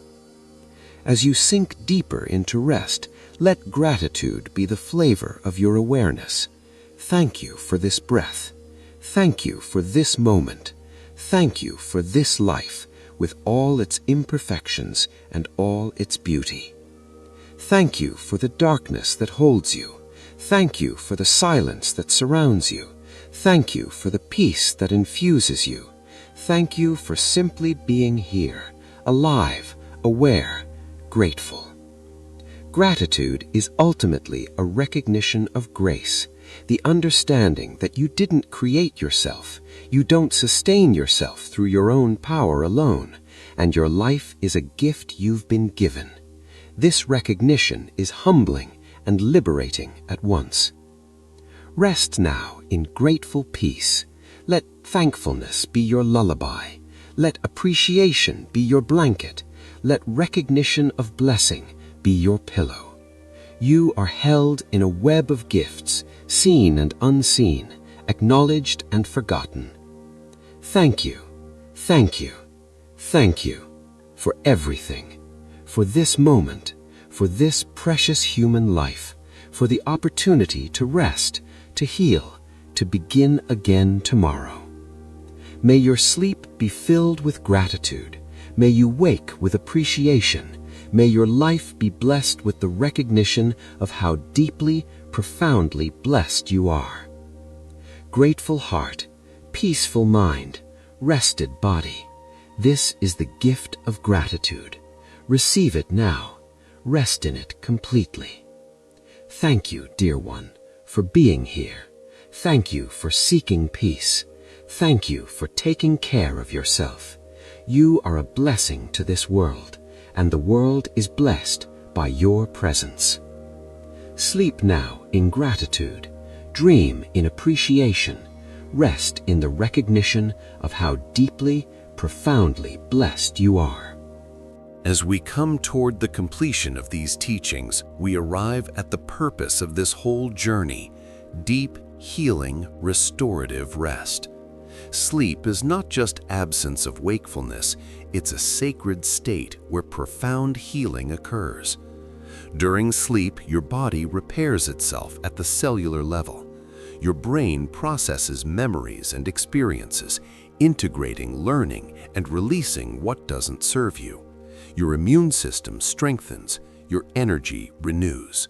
Sleep is one of nature's greatest gifts. But sleep is also more than physical rest. It's a return to the source, a daily dissolution of the ego, a practice of surrender and trust. Every night you die to the waking world and are reborn in dreams and deep rest. This is a profound spiritual practice. The Buddha understood the importance of rest. He taught his monks about the value of sleep for maintaining clarity of mind and strength of body. Rest is not laziness, it's wisdom.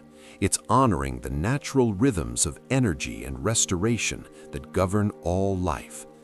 As you prepare to release into sleep, know that you are participating in an ancient, sacred process. Billions of humans before you have surrendered into sleep. Countless beings will after you. You are part of an eternal cycle of rest and renewal. Your body knows exactly how to sleep. You don't have to micromanage the process. Your brain will cycle through sleep stages automatically.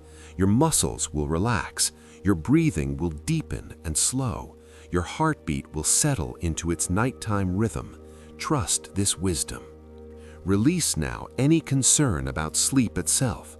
Whether you fall asleep quickly or gradually, whether you sleep deeply or lightly, whether you dream or don't dream, your body will take what it needs. Simply allow the process to unfold naturally. As your consciousness shifts and changes, moving toward sleep, you might experience hypnagogic imagery, those dreamlike visions and sensations that arise in the transition. Welcome these. They're signs that your brain is shifting into sleep mode. Don't resist them or grab onto them. Just notice and allow. You might experience the sensation of falling or sudden jerks as you drift off. These are called hypnic jerks, and they're completely normal. They're your nervous system recalibrating as it shifts from waking to sleeping. Simply notice and relax back into rest. Your breath will naturally slow and deepen as you move toward sleep. You don't have to control this. Simply allow your breath to find its own rhythm. Trust that your body knows the perfect breathing pattern for sleep. As thoughts become more dreamlike and disconnected, as the boundary between inner and outer softens, as you lose track of time and space, all of this is normal and natural. You're transitioning between states of consciousness. Surrender to this transition. In deep sleep, you return to a state of pure being. There's no ego, no story, no problems to solve, just the vastness of consciousness without content.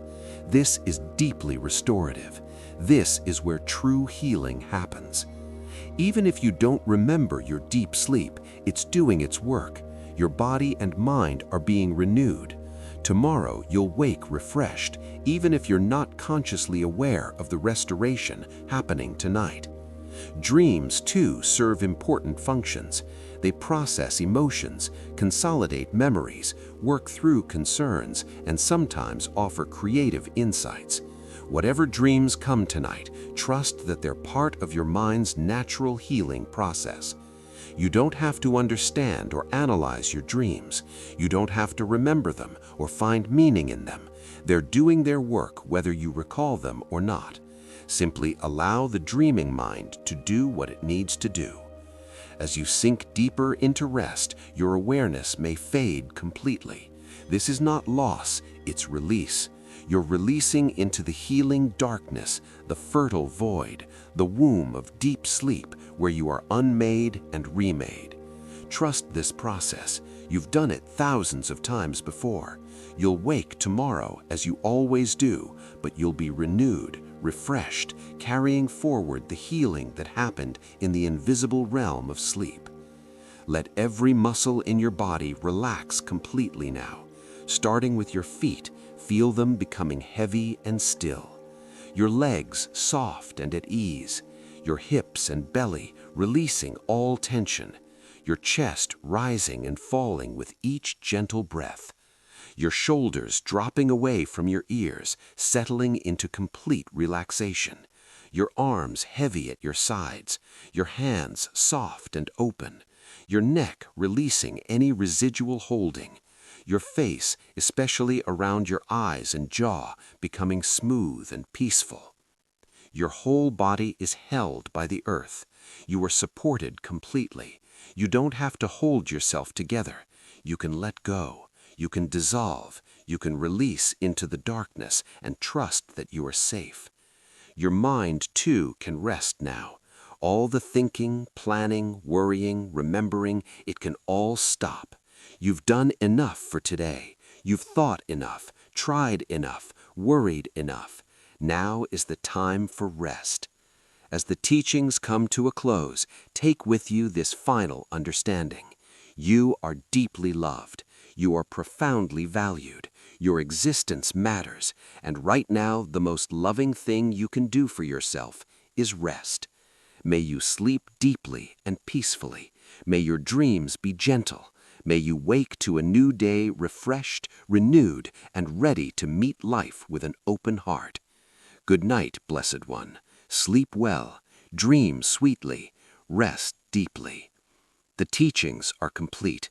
Now only silence remains. Noble, healing, infinite silence. Rest in this silence. Dissolve into this silence. Become this silence.